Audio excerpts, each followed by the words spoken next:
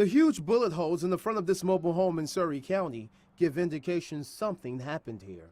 I suppose that there was rapid fire shots that woke me up because I heard like 4 rapid fire shots. Preston Snow had no idea what was going on next door. I wasn't sure it was a dream or... He soon realized he wasn't sleeping when he peeped out of his window Saturday morning.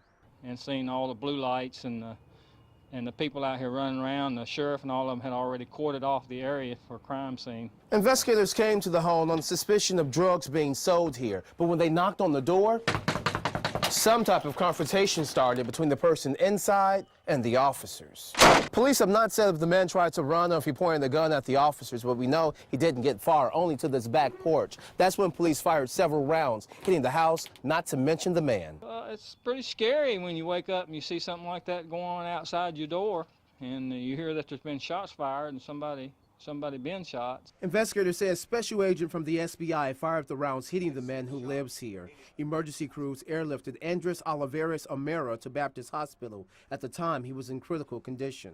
They had been watching these people for quite some time. But this landlord and neighbor didn't find out police were watching the house until the shots filled the air.